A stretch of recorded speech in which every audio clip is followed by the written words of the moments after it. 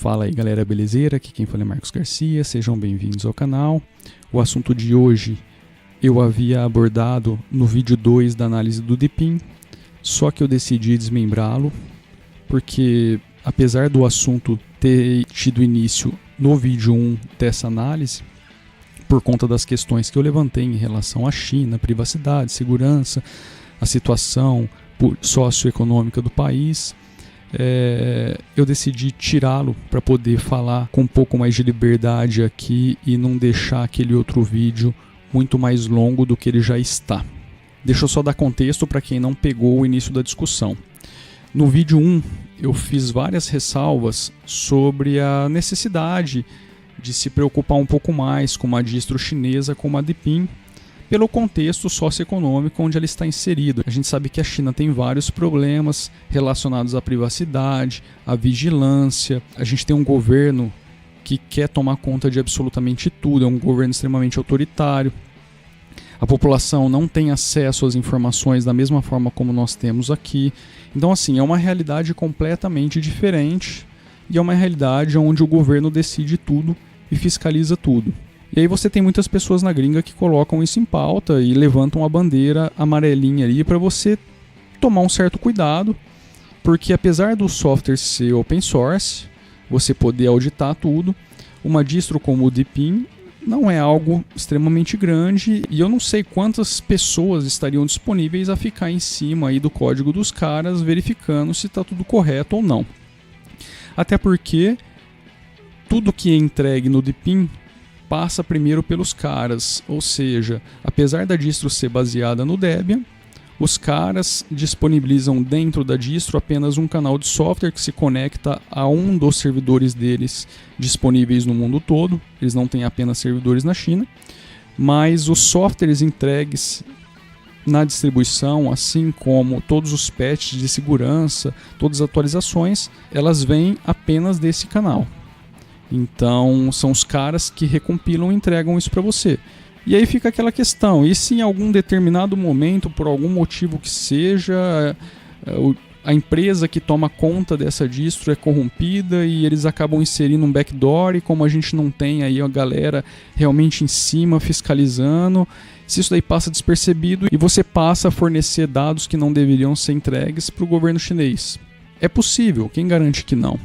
Então os caras realmente levantam essa bandeirinha amarela justamente por essa questão. Não é uma encanação em relação à distro chinesa, até porque os caras têm feito um trabalho muito fantástico. Eles têm realmente entregado um produto bem diferenciado, mas o foco aqui dessa conversa não é a disso, tá? Eu só estou dando um contexto para vocês entenderem da onde a conversa surgiu. E aí no canal fizeram o comentário dizendo que se você tem algum problema com privacidade, você não deveria estar utilizando o Facebook, o Google e praticamente todos os outros serviços de empresas privadas na internet. Porque no fundo, se você parar para pensar, a grande maioria que entrega produto gratuito, na verdade está utilizando os seus dados como moeda de troca. Então nada é gratuito. Você está pagando de alguma forma e às vezes muito mais caro com a quantidade de dados que você entrega para essas empresas. Então aí surgiu esse comentário que se você tem essa preocupação, então deveria utilizar esses serviços. E aí que mora uma grande preocupação minha. A gente não pode confundir as questões relacionadas à privacidade e segurança de um sistema operacional com as questões relacionadas à privacidade e segurança de um serviço que você pode ou não utilizar. Eu sei que você pode ou não utilizar o sistema operacional, é claro. No mundo Linux a gente tem uma infinidade de opções.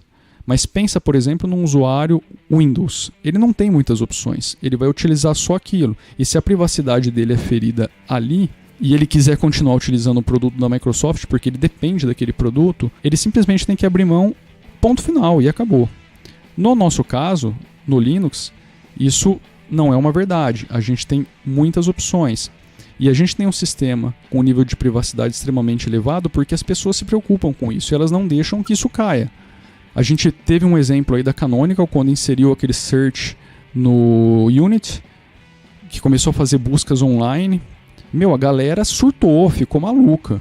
Uma distro como o Ubuntu tem muita gente olhando, auditando, verificando o que os caras estão fazendo ali em tempo real, e se os caras viram a chavinha pro lado errado, a comunidade vem abaixo, e ou os caras justificam, entregam os dados da forma como tem que entregar, modificam aquilo, ou, a chance daquilo ali morrer é muito grande.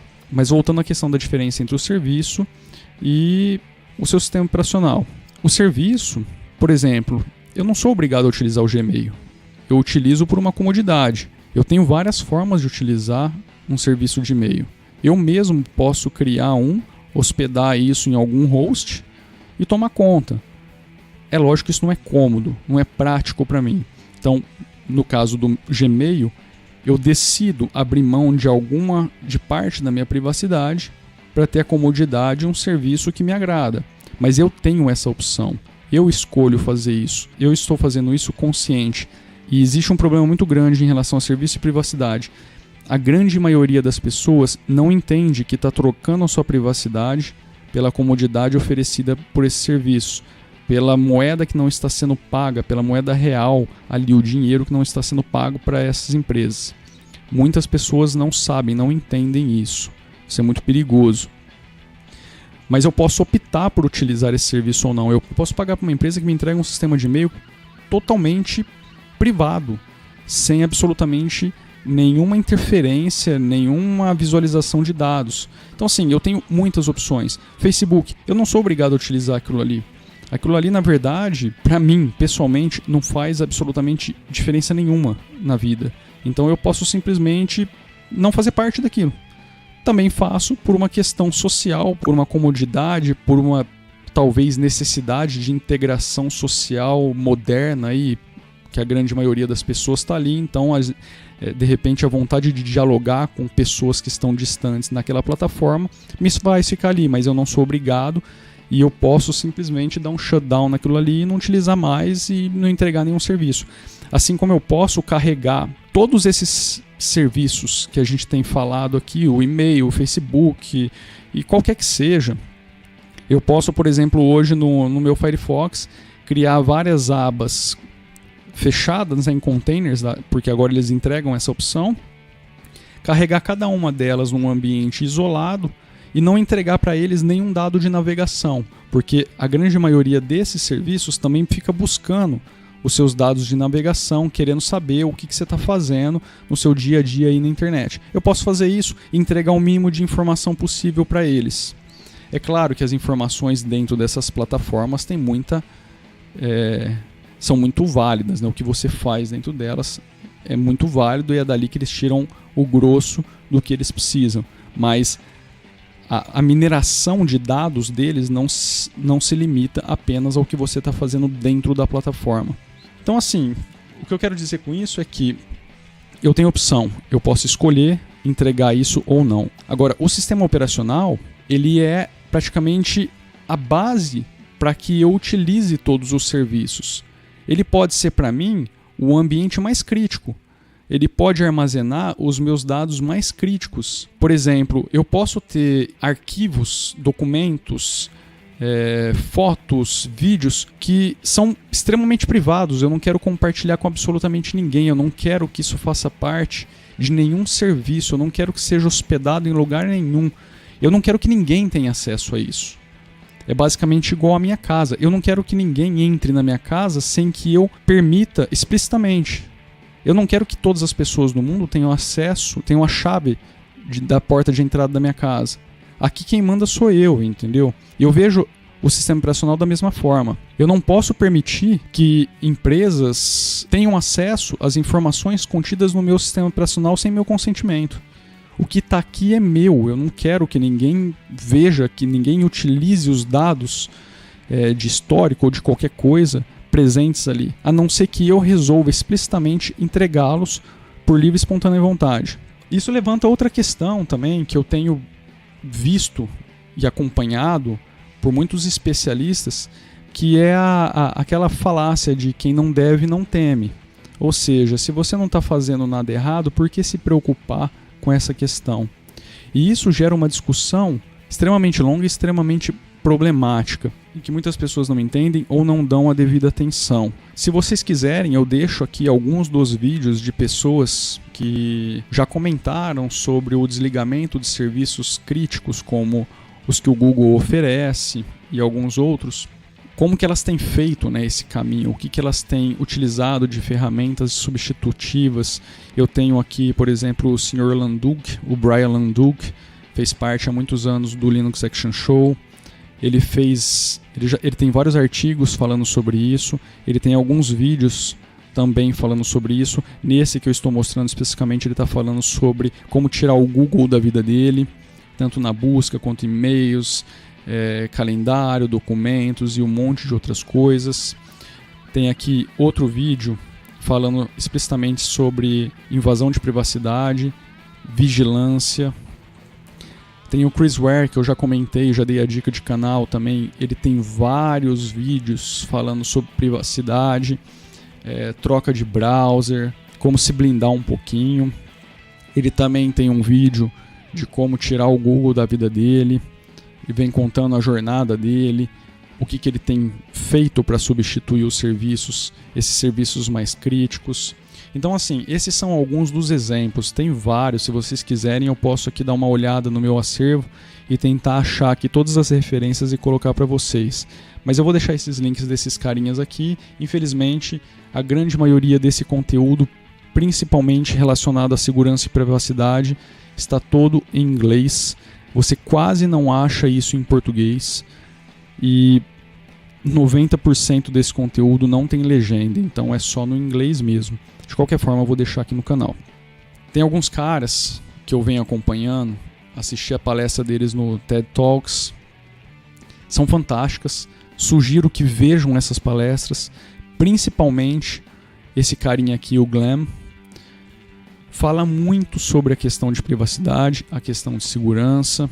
Tem um ponto do vídeo desse cara que ele faz uma brincadeira legal, onde ele fala o seguinte: velho, se você realmente pensa dessa forma, se você realmente não tem nada para esconder, se você realmente acredita nisso, faz o seguinte: escreve aí para mim o seu usuário e senha do e-mail, deixa eu verificar tudo o que você está fazendo, para quem que você está enviando os seus e-mails, de quem você está recebendo, o que você está falando, me dá a chave de entrada de sua casa. Então, assim, ele fala que ele brinca que em todas as palestras que ele dá, ele roda um papelzinho e em nenhuma delas ele conseguiu receber um único usuário e senha de e-mail de nenhuma pessoa.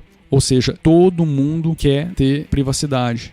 Só que quando o assunto é tecnologia, por algum motivo, isso acaba virando uma maçaroca e talvez pela complexidade do assunto isso não seja discutido da forma como deveria ser.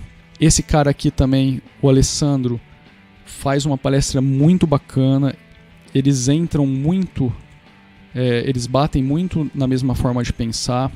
O Glenn também faz uma menção de vários estudos sobre como a vigilância interfere no nosso dia a dia, interfere na nossa vida sem que a gente perceba, interfere na forma como a gente pensa, na forma como a gente extrapola a nossa criatividade, na forma como a gente faz basicamente tudo na nossa vida. É extremamente interessante, ele dá a dica dos autores, ele até cita o livro 1984, para quem não leu, vale muito a pena ler o livro. E é muito engraçado que o autor naquela época conseguiu praticamente visualizar o nosso presente. É lógico que com um pouco mais de ficção, porque a gente não vive exatamente daquela forma, mas a ideia de vigilância, de monitoramento constante, o cara conseguiu visualizar lá atrás, e ele cita isso também aqui na palestra dele, porque isso entra muito nos estudos que são feitos de vigilância. Cara, é muito bacana ver a palestra desse cara e entender um pouco mais o porquê isso é extremamente importante, crítico e complexo. E aqui eu estou deixando mais duas indicações, que é a do Andy e a do Christopher, que também abordam essa questão da vigilância, né, da queda de privacidade, e você vai perceber que em todos eles o governo está envolvido. Se você parar para pensar hoje, por exemplo, no Google. O Google é uma empresa boazinha, os caras abraçam várias causas interessantes, os CEOs têm uma forma de pensar que batem com a nossa e tudo mais. Pô, ele não tá fazendo nada de mal. Agora, e daqui 10 anos? E daqui 15 anos? E quem tem filho que está inserido na plataforma?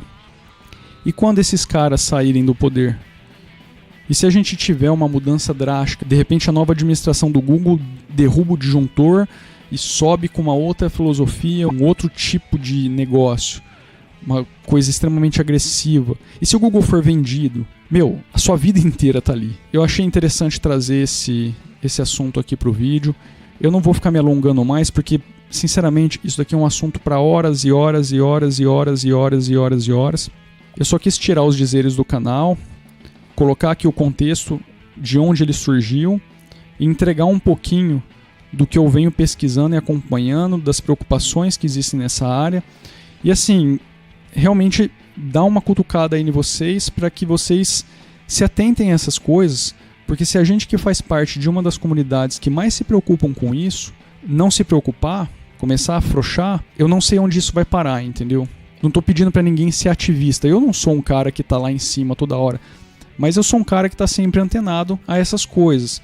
E muitas vezes eu penso 2 ou 3 ou 4 vezes antes de utilizar algum serviço, algum software, justamente por conta dessas questões. E tento auxiliar todas as pessoas que estão ao meu redor, que não entendem muito sobre isso, a se manterem com um pouco mais de privacidade, um pouco mais de segurança e a criarem um pequeno escudo aí para tentar se blindar um pouquinho, entendeu? Não ficar extremamente vulnerável a tudo que está acontecendo.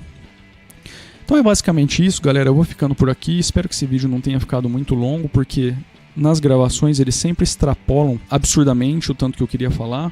Eu acho que peguei a síndrome do pirula de tanto ficar assistindo ele. Tá aí também uma sugestão de um canal bacana para vocês acompanharem. Ele não tem nada a ver com tecnologia, mas é um cara foda para acompanhar. É um cara que tem uma cabeça bem legal, que sempre faz um estudo bem aprofundado de tudo aquilo que ele fala. Então é isso, galera. Eu vou ficando por aqui. Espero que tenham gostado do vídeo. Valeu aí pela presença. Um grande abraço. Fui.